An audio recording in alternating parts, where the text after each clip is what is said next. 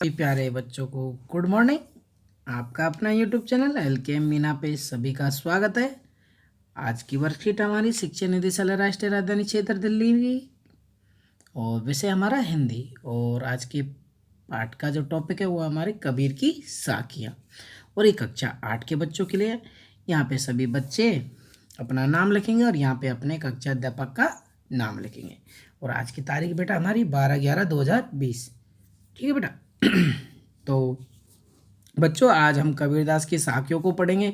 कबीरदास जी ने जीवन से जुड़े आचरण, व्यवहार और आदर्शों की चर्चा अपने दोहों में की है कि कैसा कैसा हमें आचरण व्यवहार है और जो आदर्श है हमारे उनकी चर्चा अपने दोहों में की है। अपनी पाठ्य पुस्तक के पाठ कबीर की साखियाँ से हम आज दो साखियाँ, दो दोहों को समझने का बिल्कुल प्रयास करेंगे। तो इनको हम पढ़ने से पहले तो कबीरदास जी के बारे में थोड़ा सा इसमें डायग्राम दिया है, तो वो उनके बारे में जो परिचय दिया उसको हम जान लें कि कबीरदास जी का जन्म संमत 1415 से ईस्वी। ये जो संमत है ये सन 1398 में। ठीक है बेटा, ये जन्म संमत चलता आ रहा है पिछले उसमें प्राचीन काल से। तो उसके हम ये याद रखें कबीरदास जी का जन्म 1398 ईस्वी में हुआ, सन 1398 ईस्वी में हुआ था। और जनश्रुति के मतलब लोगों के अनुसार उनका जन्म एक विधवा ब्राह्मणी के गर्भ से हुआ। जो विधवा ब्राह्मणी थी उनके गर्भ से हुआ, जिसने लोक लाज के भय से, कि आपको कहते हैं ना भाई एक विधवा औरत के मान लो कोई बच्चा हो जाता तो वो उन्होंने अपनी इज्जत, लोक लाज में इज्जत, लोगों के से इज्जत के भय से उन्हें त्याग दिया था। और एक जुल्हा संपत्ति जो दंपत्ति को वे एक लहर तारा नामक तालाब के किनारे पे पड़े हुए मिले, जिसने उनका लालन पोषण किया और वो ही कबीर के माता पिता कहलाए।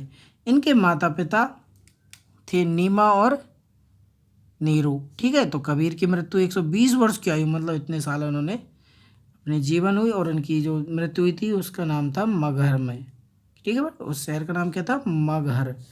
ठीक है, ये चीज़ हम याद कर लें भाई, कब इसका जन्म हुआ, कब इसका निधन हुआ और कौन से शहर में। कब कभी हमसे पूछ लेता रहे, हम कबीरदास जी के जीवन परिचय में हम इनको लिखेंगे। तो देखो पहला दोहा पढ़ लेते हैं बेटा। तो वर्कशीट हम शुरू करने से पहले अगर आप मेरे यूट्यूब चैनल पे नए हो तो सबसे पहले यूट्यूब चैनल को भी सब्सक्राइब कर लें और बेल आइकन को ज़रूर दबा के रखें, जिससे आपको अगले वीडियो का नोटिफिकेशन तुरंत मिल सके जब भी डाली जाए। तो पहला दुआ है, जात न पूछो साध की, पूछ लीजिए ज्ञान, मोल करो तरवार का, पड़ा रहने दो म्यान। तो इसमें कबीरदास जी ये कह रहे हैं, देखो समझेगा, हमें किसी साधु, जो साधु लोग होते हैं उनकी जाति या धर्म से कोई मतलब नहीं होना चाहिए। जात न पूछो साधु की, पूछ लीजिए ज्ञान। तो बल्कि उसकी जात बात ना देखते हुए हमें उससे बस ज्ञान की बातें ही लेनी चाहिए। मतलब ये नहीं कि हम भाई तुम्हारी जाति क्या, हम तुमसे ज्ञान नहीं लेंगे, वो नहीं लेंगे, तुम्हारा धर्म क्या है, फलाना ढिकाना। तो ऐसा नहीं होना चाहिए एक साधु के। वैसे उनसे जितना हो सके ज्ञान की जो बातें हैं वो हमें सीखनी चाहिए। मोल करो तलवार का, पड़ा रहने दो म्यान। जैसे मोल भाव तलवार का करना चाहिए, न कि उसकी म्यान का। जो तलवार रखी जाती है उसको म्यान बोलते हैं, क्योंकि युद्ध में तलवार की उपयोगिता होती है ना कि म्यान की। क्योंकि आपको सभी को पता है कि युद्ध में तलवार काम आती है ना कि उसकी म्यान।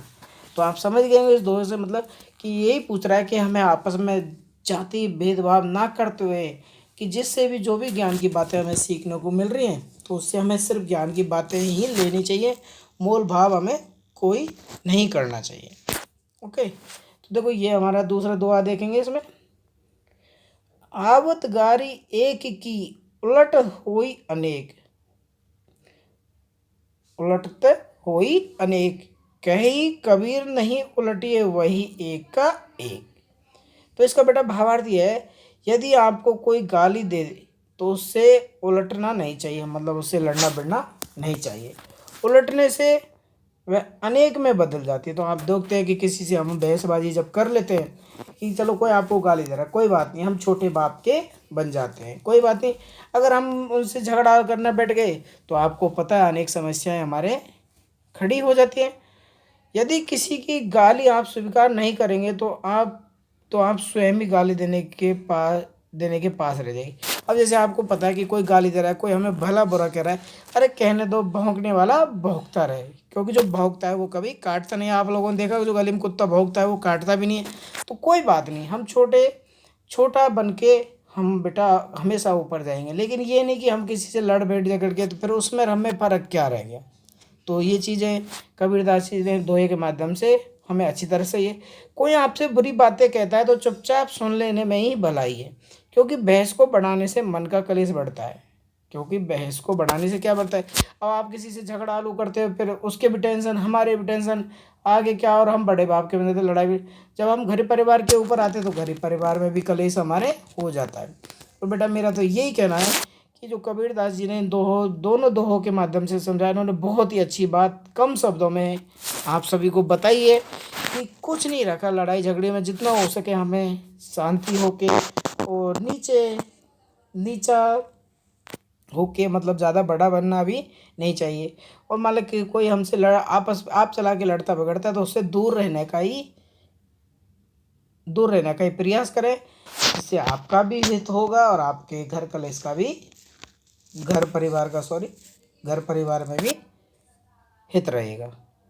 ओके बेटा, तो देखो इन दोनों साक्यों से संबंधित जो क्वेश्चन आए हैं तो उनको पढ़कर हम उत्तर देते हैं। पहला है, तलवार का महत्व होता है म्यान का नहीं, उक्त उदाहरण से कबीर क्या कहना चाहते हैं, स्पष्ट कीजिए। दूसरा है, कोई हमें गाली देकर या अपशब्द गए तो हमें वापस पलट कर गाली क्यों नहीं देनी चाहिए। तीसरा है, कबीर की दोनों दोहों की साखियाँ क्यों कहा जाता है, पता करिए और लिखिए। गतिविधि पाठ से अलग कबीर के अन्य 5 दोहे ढूंढ कर लिखे। इस गतिविधि में आप अपने माता पिता व शिक्षकों की मदद भी ले सकते हैं। तो ठीक है बेटा, इनके क्वेश्चन आंसर हम देख लेते हैं। देखो बेटा, पहला क्वेश्चन है, तलवार का महत्व होता है म्यान का नहीं, उक्त उदाहरण से कबीर क्या कहना चाहते हैं, स्पष्ट कीजिए। मोल भाव तलवार का करना चाहिए, म्यान का नहीं, क्योंकि युद्ध में उपयोगिता तलवार की होती है। ओके बेटा। दूसरा क्वेश्चन है, कोई हमें गाली दे या अपशब्द गए तो हमें वापस उलट कर गाली क्यों नहीं देनी चाहिए, क्योंकि उलट कर गाली देने से वह अनेक में बदल जाती है कब कभी, क्योंकि छोटी बात भी क्या हो जाती है, बहुत ही बड़ी हो जाती है। तो इसलिए हमें उसे ज़्यादा झगड़ालू नहीं बनाना है। ओके बेटा। तो तीसरा क्वेश्चन देखें, कबीर के दोहों की साखी क्यों कहा गया है, क्यों, पता कीजिए। कबीर के दोहों को साखी इसलिए कहा जाता है क्योंकि कबीर जी ने समाज में जो कुछ भी देखा, मतलब उस समय में जो देखा, उसे अनुभव किया, उसी के आधार पर अपने दोहों की रचना की थी। इसलिए इन दोहों को क्या कहा जाता है, साखी कहा जाता है। साखी शब्द का अर्थ होता है प्रत्यक्ष रूप से देखकर अनुभव की गई बात को हम साखी कहते हैं। ठीक है बेटा, साखी किसे कहते हैं, प्रत्यक्ष रूप से देखकर वह अनुभव की गई बात को हम साखी कहते हैं। और हमारी गतिविधि है जो अगला क्वेश्चन चौथा, तो उसमें कह रहा है कबीर के 5 दोहे ढूंढ कर लिखिए। तो हम उनको भी लिखे, थोड़ा 5 वर्कशीट है तो 5 दोहे तो उनको भी देखें। सब धरती कागज रुख, लेखनी सब वनराज, 7 समुद्र की गसी करूँ, गुरु गुण लिखा ना जाए। कि सब धरती कागज करूँ, मतलब जो इतनी बड़ी धरती है, तो मतलब जो गुरु की महिमा बताई है और गुरु के अंदर जो गुण बताए, वो कबीर ने कहे ना भाई, उनके इतने अनेक गुण हैं कि उनको लिखने के लिए जो पूरी धरती है उसको भी मैं कागज भी बनाऊँ ना, तब भी मेरी लेखनी से वो उनके गुण नहीं लिखे जा सकते। और 7 समुद्र की, मतलब जो 7 समुद्र आपने देखा वो कितना बड़ा होता है, अगर उस क्षेत्र को भी मैं उसके लिखने के लिए लिखूं, तब भी जो गुरु है, जो हमारे शिक्षक हैं, उनके गुणों का बखान नहीं कर सकूं, क्योंकि उनके गुण अनेक हैं। वो अपने शिष्य को छोटे पद से लेकर बहुत बड़े पद पर पहुंचा देते हैं, ये उसमें बहुत बड़ा गुण है। क्योंकि इस जो ये कलयुग है, इसमें 2 ही लोग ऐसे, एक माता पिता और एक गुरु।